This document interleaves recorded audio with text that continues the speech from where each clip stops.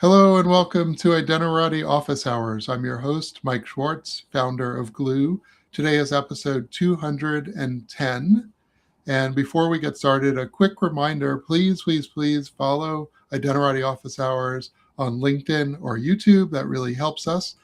The topic today is attenuating agentic delegation tokens. Our guest today is Nikki Amiable, security engineer at Snap. Welcome, Nikki. Thank you for having me, Michael. I'm really excited and looking forward to the conversation. So before we dive into it, maybe you could just tell us a little bit about your background. Yeah, sure. So like you mentioned, my name is Nikki Mable, and I've been in the security industry for a little bit over 10 years, working mostly in the infrastructure security space. I started working on network security space, and then I later switched to cloud security, where I was at Google, focusing on identity, Kubernetes security. And then that expanded into multi-cloud security in general and how the landscape was changing with time. Over the last couple of years, been focusing on AI security, but naturally, as an infrastructure security person, the AI security really started making sense when agents started actually taking actions in the real world.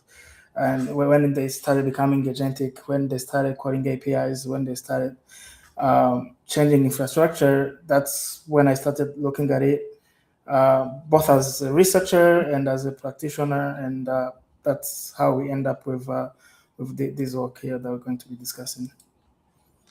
Okay, and I apologize. I completely botched your name. So I get that a lot. Don't worry about it. Yeah, we'll stick with Nikki for the rest of the time. that was up as well. Nikki Yeah. for Snap. So I'm a reader of the OAuth mailing list, and there have been quite a number of specifications to come out recently, and a couple of them actually addressing this idea of attenuating permissions or attenuating authority, because agents are working on tasks, and we don't always want to give the agent, all of the authority that we might have been granted as humans. And the idea of least privileges, we'd like the agents to sort of, especially if the agents are spawning sub-agents, we'd like them to spawn sub-agents with an attenuated set of permissions. And here on the live stream, we've talked about this topic a bunch of times already in various, I feel like we actually talk about this like every 4 or 5 episodes recently. So I want to harken back to maybe a week ago. Is it episode 208 with Nicola Gallo from Nitro Agility? And I wanted to show a diagram because I thought this was a really interesting diagram about attenuation. Let me see if I can. So, and this diagram, I'll walk you through it because I know I'm throwing this at you completely unknown. And then I apologize to any mobile viewers because, yes, it's small. And normally I was telling Nikki before, we try not to do diagrams for this very reason. But I'll just try and verbally walk you through it. And so this is the story of 2 tokens. One token is basically a token granted to a process to basically do a backup. And so the token is read all for the purpose of this backup. Sounds reasonable. And then the second token is basically a token that says for this file, you can have the permission to share it. So it's also another reasonable token. It's sharing one token. Now the idea is, I think the idea for attenuation is that if we attenuate the token, that actually we're giving less permissions or less scopes, and therefore it's going to be more secure. But what potentially could happen is that you could attenuate these 2 tokens, and so you get one token that is read all for backup, and you get one that's basically read this one file and share it. And if you attenuate the top token to read all, and you attenuate the bottom token to share, and then you put them together, you basically get read all files and share files. So, and maybe it's not one token, maybe it's two tokens, but maybe the downstream agent actually has both tokens. And so even though the tokens are attenuated downstream, because agents potentially can present both tokens, um, you don't necessarily get less security permissions. And so I guess I'm throwing dirt at the idea of attenuation itself as something that might seem like it makes sense, but when you think about it, I'm not actually sure it does make sense. Yeah, no, that's a very, very good example. And one of the great things that, first of all, yeah, it does show the whole point of having that attenuation along one, I say like a tree leaf, is to make sure that the authority shrinks as it goes downwards. And one point I like to really make clear here is that we're tying the authority to the task at hand. So we are moving to like a task scoped authority. So that means there has to be a top process or agent that had broader authority that is giving the downward authority to those agents. And what we want is this to be the authority to be unique to the task, to be traceable back to the original agent that gave the authority. And the traceability here is important. And it's where I think the combination of those two tokens should never happen, at least on the protocol level. Because if the token that's verified at the execution point can never be valid unless the loot that sent the original token possessed that authority. Now, if like a given process is serving multiple other processes, unless they are all part of one root authority, if it's like another random authority that just brings in another authority, those should never be combined, and the token that's verified at the tool execution should always be traceable as a DAG back to the root. So avoiding cycles and combination of tokens is one of the key tenets that I try to abide to, at least as far as the attenuating authorization tokens are concerned. Yeah, it's actually quite a difficult problem, and I'm not quite sure how you solve it, because in this case we did attenuate the token. We attenuated, read all for backup to read, and we attenuated, share this one file to share. So both the tokens are attenuated. So it seems like what you're saying is that we shouldn't be able to present two tokens in order, or somehow the process has to be smart enough to look at the process that's consuming those two tokens needs to look at the whole chain, and therefore should be able to derive that that this combination. It seems like a really big ask, and for the consuming service to be able to understand the security. Yeah, it's more of the latter. Like any invocation is going to be tied to one task, and the whole point, like in the implementation, the word I used was warrant, just like warrants that police officers use. So if it's for any invocation that the process is going to make, it presents the warrant, which is this token that was given, and for that invocation, so this process can never do two things at the same time. It can never do can never do a read and a share at the same time.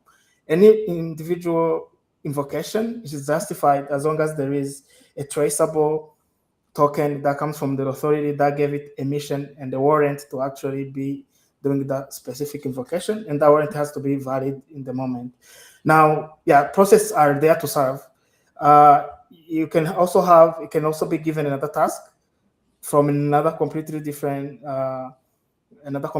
process. As long as that's traceable to a valid authority, we are not really losing any security properties in that sense. What it can't do is to claim to try to do one and claiming to be given by the other. And it's why, at least as far as this protocol is concerned, any invocation presents the whole chain.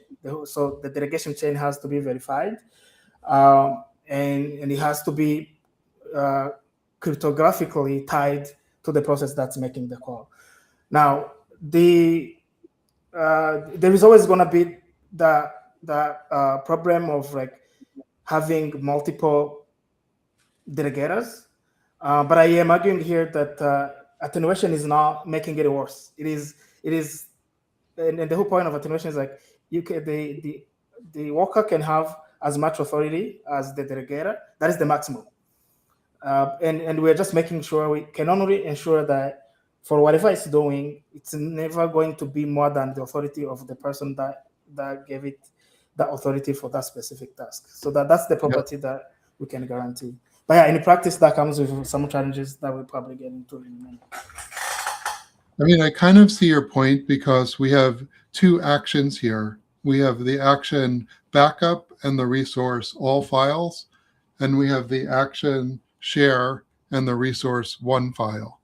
And so we have two different, you could say if you're defining a task as an action, and I don't quite understand what a task is, because is a task an atomic action, or is a task a collection of actions? Because a task is not an officially defined word in the lexicon of security people, is it?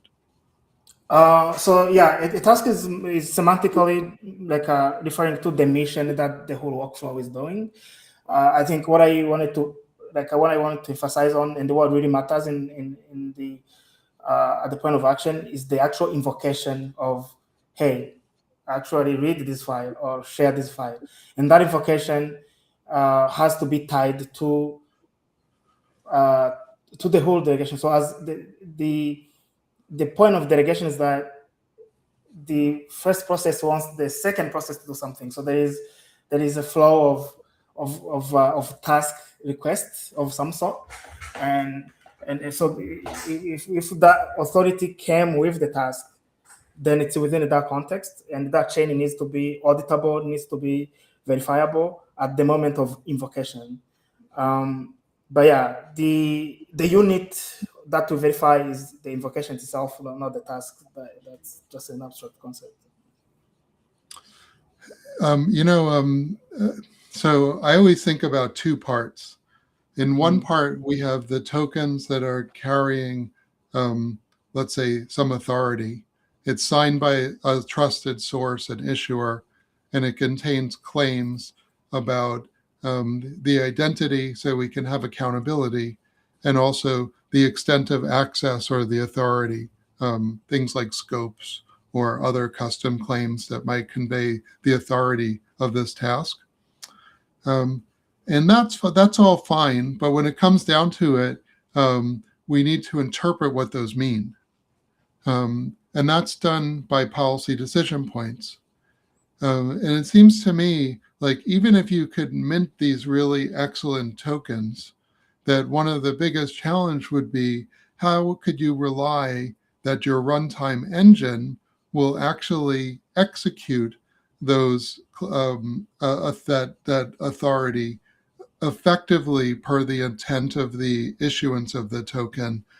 And so I know this is a little bit adjacent to the spec, but without the runtime enforcement of that, it's not really useful. So what are your thoughts on the how do we standardize these policies, and actually how do we get assurance that or how do we do the hard part, which is make sure that the security is implemented that the tokens represent? Good question, and I think that presents two separate issues. One is decidability, like on the protocol level, and how can we have an engine that can actually make decisions in those claims. And one of the key goals we have in this protocol is to actually, first of all, have the token self-sufficient in the sense that it has everything it needs. So there's no there's no general purpose engine to call. It is offline for the verification. So the the authorizer at the policy decision point, what it does is it does is like just like we do for any OAuth token, really. It's like, okay, who are you? Or like what we do for TLS certificate verification. Who are you? Who sent you? Are you allowed to do this? And so on. And that is like the protocol level side of the problem. And then there is the implementation side of the problem, uh, which really is true of any software in the world, right? You can make all the protocols you want, but the implementation has to get it right, and that's even a bigger problem when you're dealing with cryptography software that tends to go wrong in so many different ways. My attempt here is now to find an answer to that, is to minimize the footprint of what has to be implemented to reduce that. And that's why, like in the draft, why do we have like a possibility to extend to more general purpose verifiers like Datadog, etc. We try to have like a very lean vocabulary that can be verified, and that so that the verifier itself could actually prove that it's able to do that verification. And that meant making some sacrifices. It meant like making a little bit less expressive. It meant right now we have a core 9 constraints, like we call them. It can like equal, not equal, contains, like the very basic logical operations, but that are enough to really express any intention that the agents have. But we make sure, first of all, they are decidable as the definitions of the policies themselves, but also the subsumption rule, the attenuation rule, can also be verified uh, uh, very easily. Like that we can actually mathematically prove that like a given set of policy is a subset in terms of authority than another one. So on the implementation side, I have nothing novel to share here. The challenge is true of any software that's going to be doing any protocol we have out there. But what we've tried to do is to keep the logic lean, to keep the properties that are involved are verifiable as a core tenet. Right.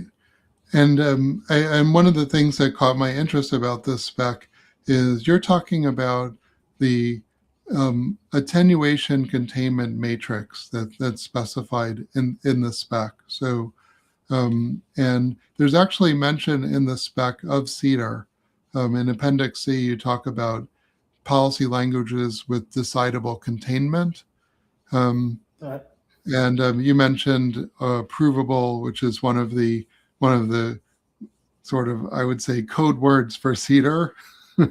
So Yep. maybe you could shed some light on how you saw CEDAR might connect to the values of the claims in this spec. Yeah. So like I mentioned earlier, we wanted like a lean expressions, but in the real world, you may still need Do you more. mean lean? Sorry to interrupt. Do you mean lean, the interactive theorem prover? No, I Or mean do you like mean lean, or just like lean? We wanted it to be fairly in short and limited concise. lectures. Yeah, limited lectures, not the prover.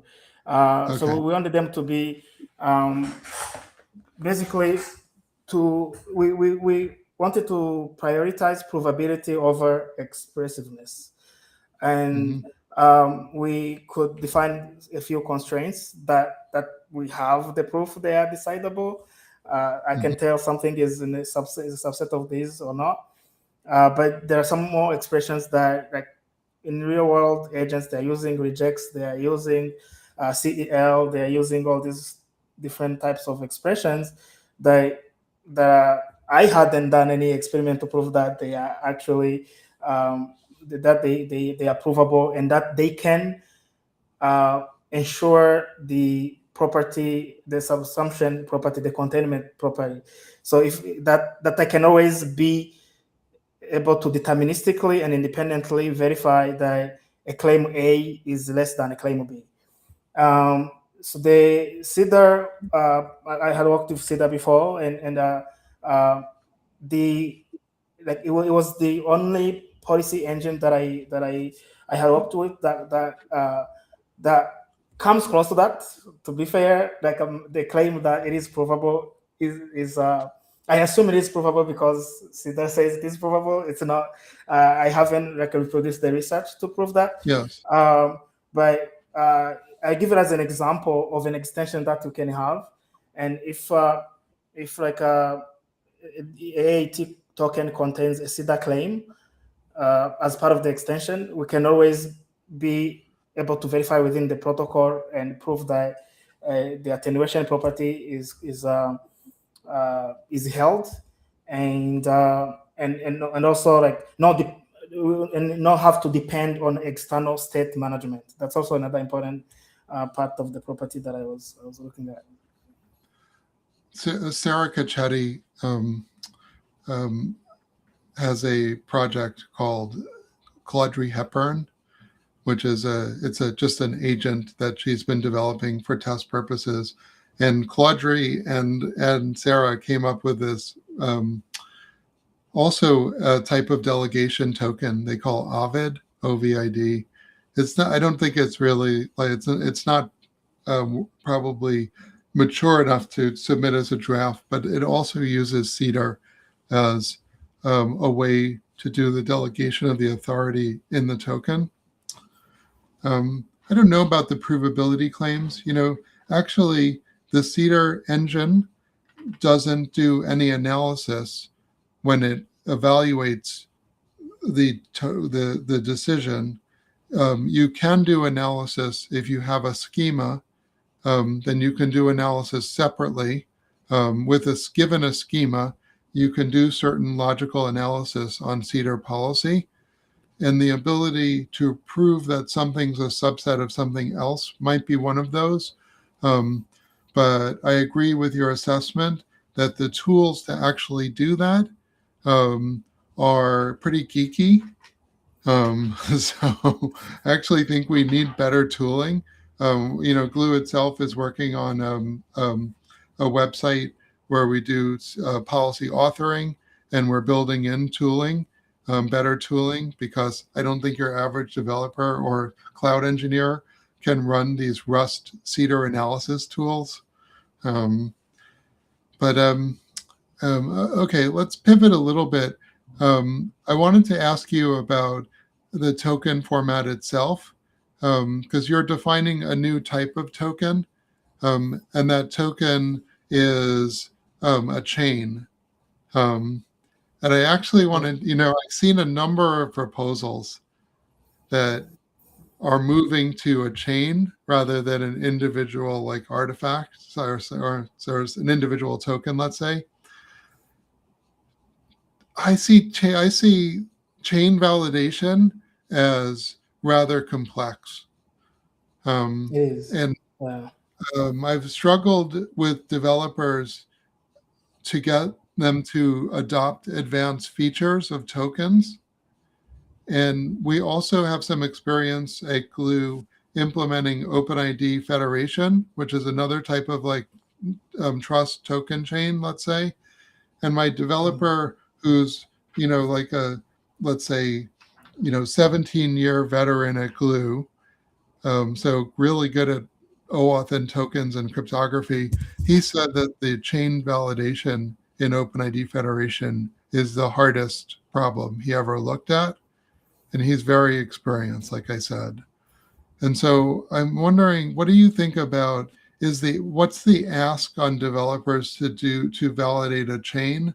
And is this really too much of an ask right now?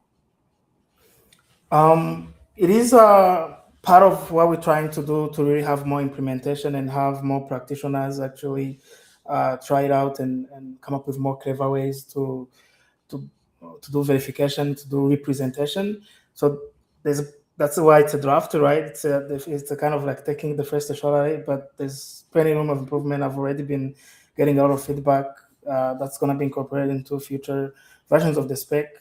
That being said, I agree that the like chaining tokens is a really difficult problem uh, for a couple of reasons. One is uh, like the correctness problem, where like you want to make sure the chain authenticity is kept. Like there's a lot of things that can go wrong.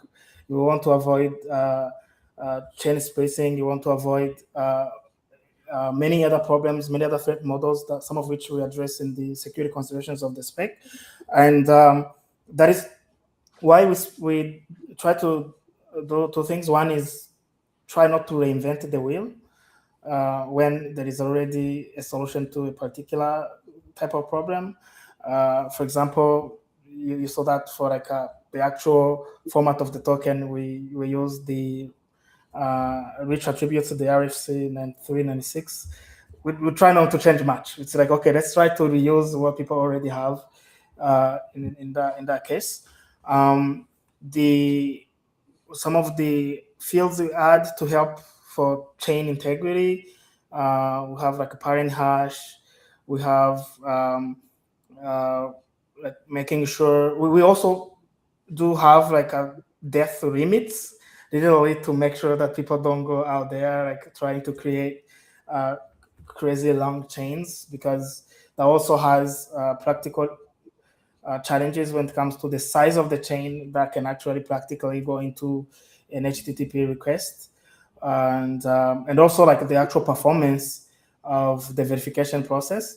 So the like the test we've been trying to do here was like the test we've tried to do is like, okay, keep it reasonable, as in a typical workflow. Practically, we have say like 3 to 8 hops. I think some of the nominal like recommendations I give is like, okay, maybe just set the death limit to 64. Just like don't do crazy chains that could cause a lot more problems beyond the properties we've been able to test for. But as far as like the correctness is concerned, we're trying to reuse proven protocols and formats to not reinvent the wheel. And if you look at really the only new thing we have to work hard uh, to prove or implement is the attenuation rule. It's really the only thing that's new. The attenuation rule, and being able to verify that offline without any central authorization server. That is really the only big contribution we have here. Things like proof of possession, that's always been addressed with the POP. Like every other piece is really already part of the ecosystem, and we try not to make any clever changes. If it wasn't for some of those provability problems, I would have probably just reused an existing policy engine. But yeah, we try to be like, okay, let's just focus on the attenuation property and try to reuse proven protocols everywhere else. Right. I agree. The attenuation idea here, or the mechanism of the attenuation, does seem like the really different part. Although, one thing I would say is just because there's a spec doesn't mean people are using it. Like RAR is a good example. Rich authorization requests, not a ton of adoption out there. So it is a RFC, but it has some specific use cases in open banking. But your average developer is probably not using RAR, doesn't know what RAR is.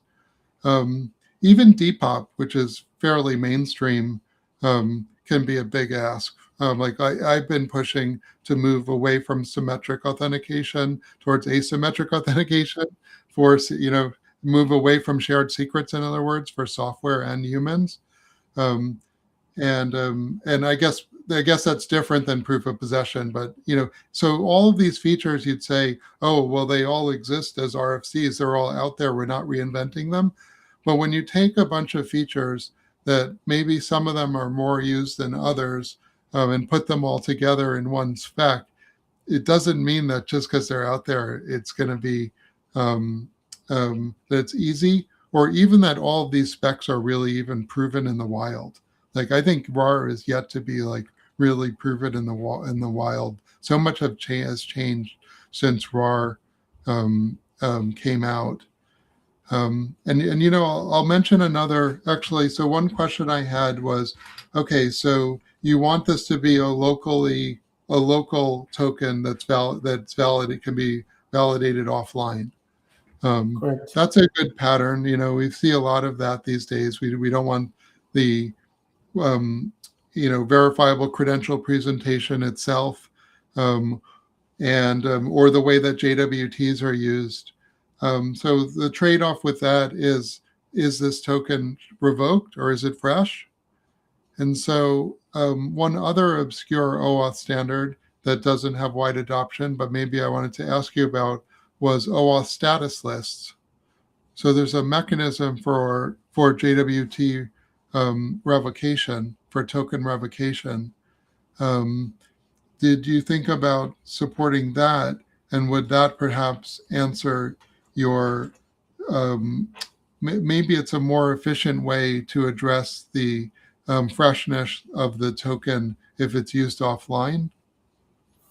Yeah, so the primary revocation method is to use short TTLs, to be clear. Like that is like what we hope is the primary revocation. But Mhm. we do talk about a possibility in a compiling document to talk about some of the ways people can have status list, or like try to learn from the experience of TLS certificate revocation processes to see. Yeah. Basically, it's already in the protocol that the decision policy point will check if it's part of a certain list that is part of the step it takes, but Hmm. we try not to spend a lot of time into the actual implementation of such a revocation list. And I think, there is room to look into status list or other mechanisms. But I definitely strongly believe that the offline property is far, far more important. We wouldn't move to online verification just to get the revocation property. I think we gain a lot of properties by having offline verification, offline derivation, and attenuation as well.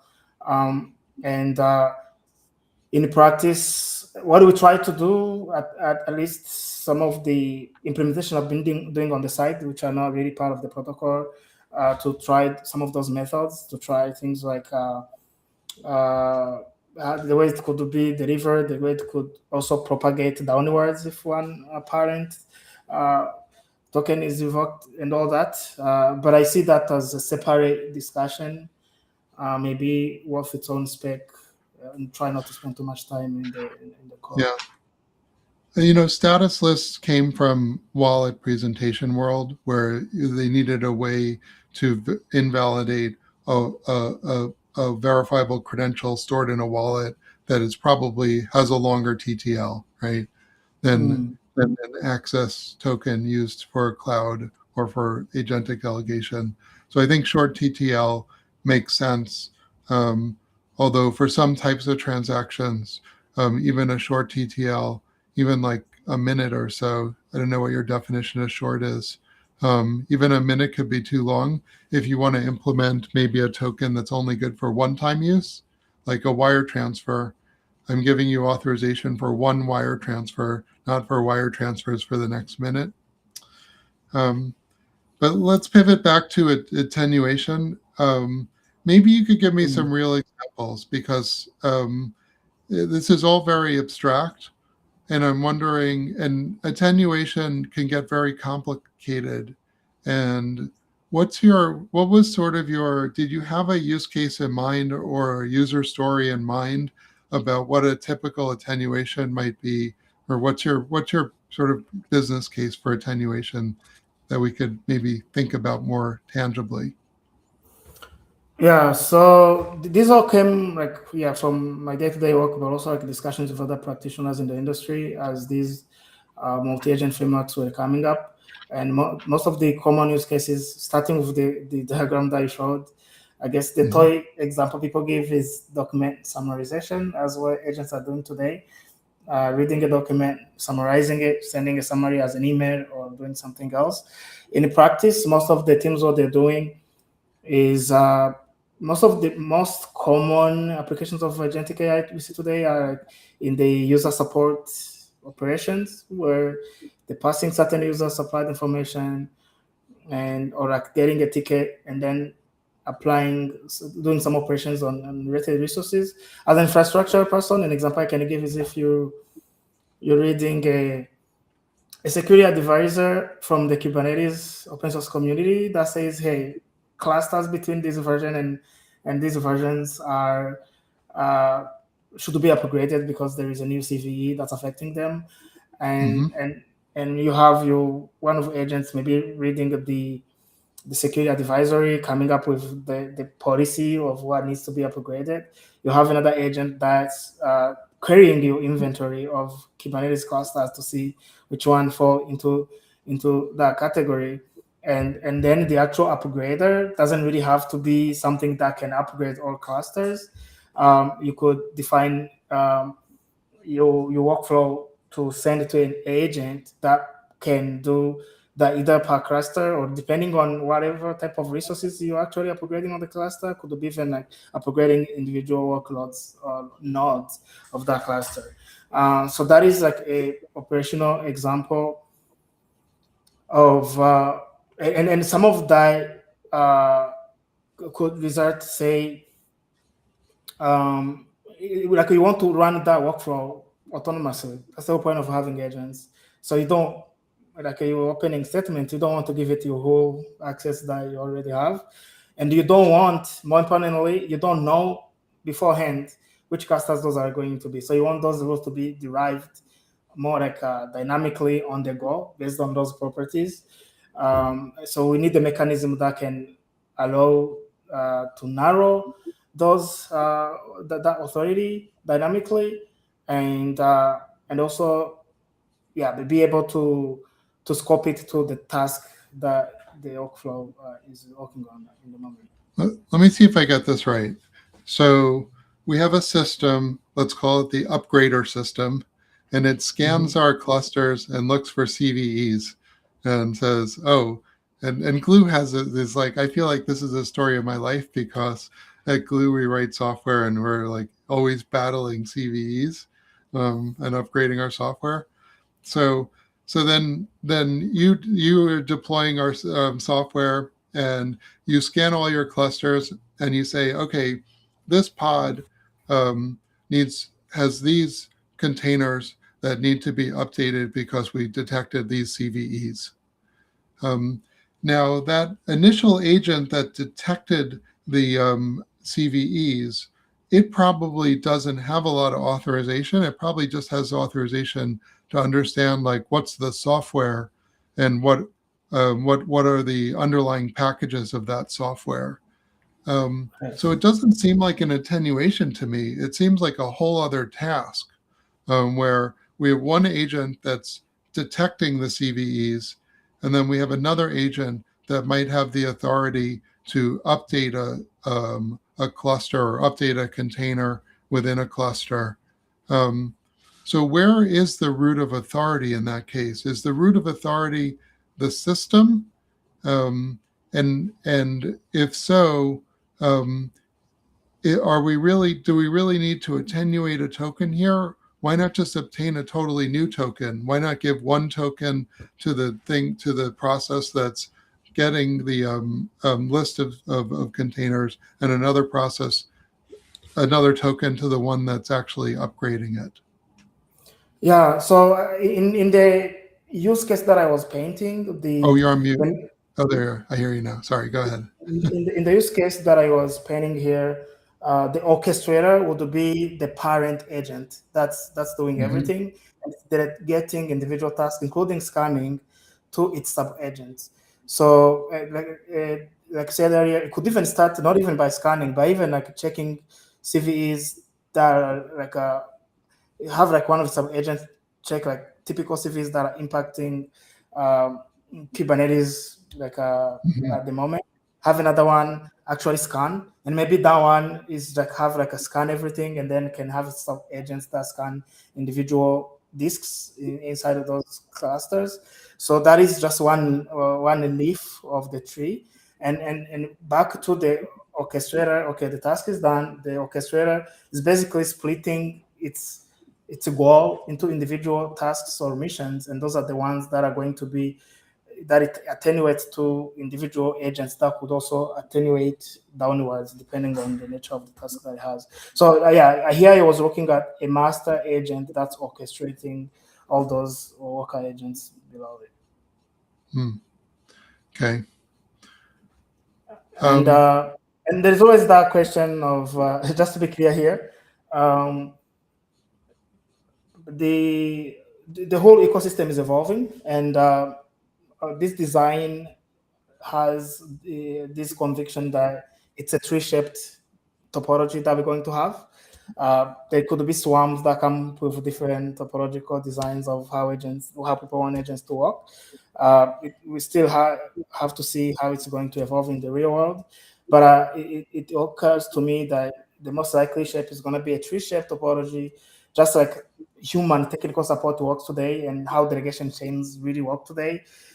If we have people who are supporting a branch at the bank and another sub-branch, they have different questions and they are routed and authority routed with the task depending on what the user request looks like.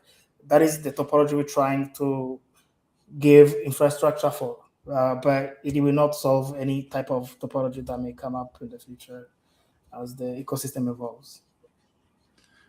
And the identifiers of the so we have, let's say, this agent that's running, and it's creating sub-agents to do tasks.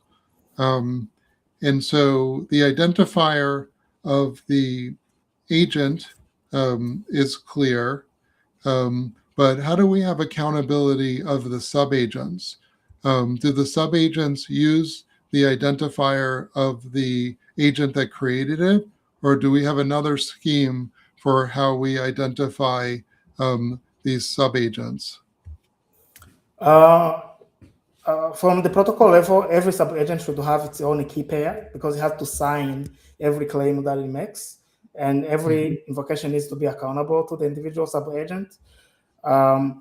In practice, that depends on how we actually do integration with different frameworks out there. There are frameworks that claim sub-agents, but don't really have a clear logical separation, really, of what those agents are doing.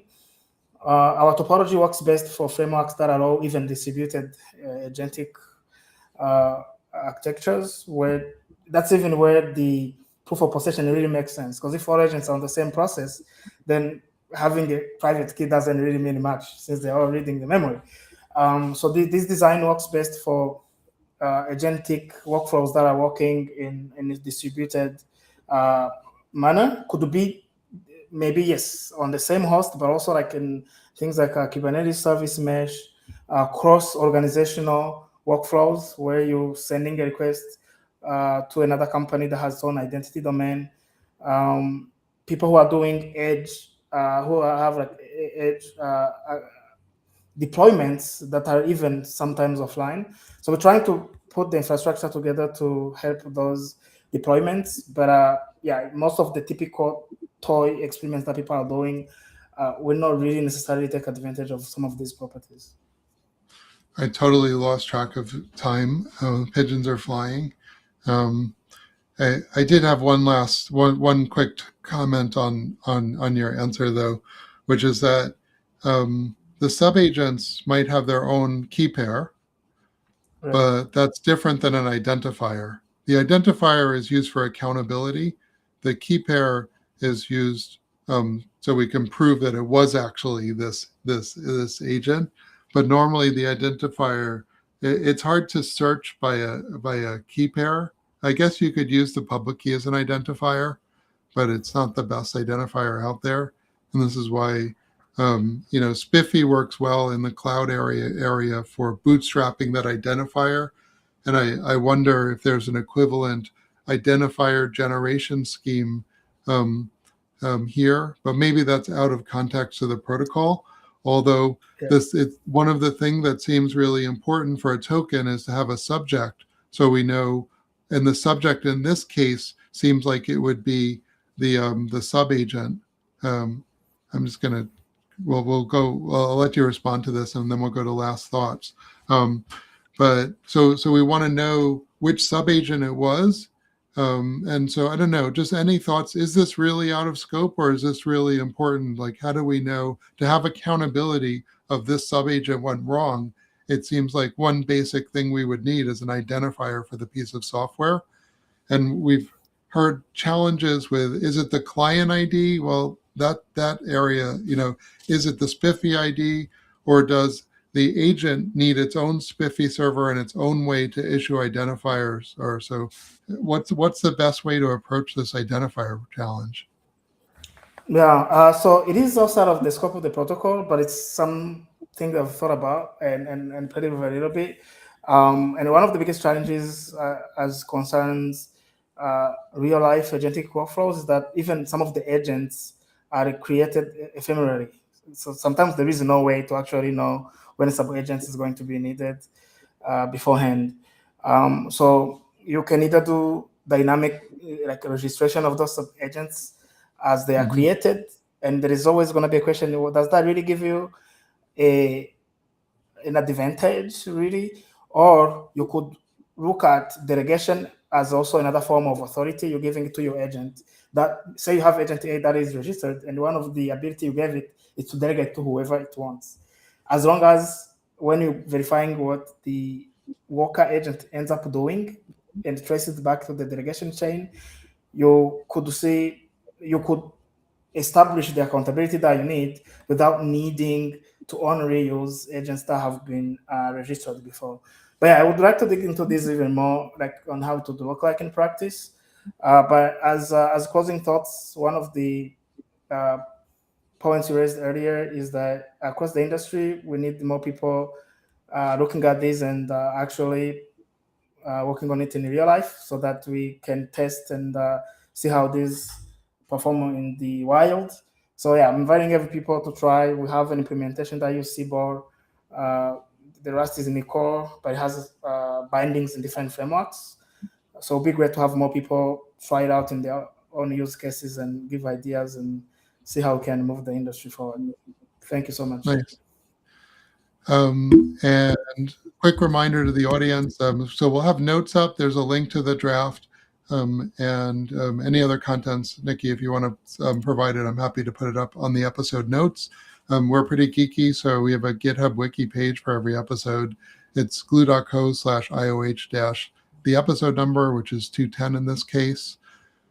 Quickly like to announce the next episode on Tuesday. Robert, you as a founder, and we're going to discuss NHI as a dress rehearsal for AI agents. So another talk about AI agents, specifically focusing on identifiers.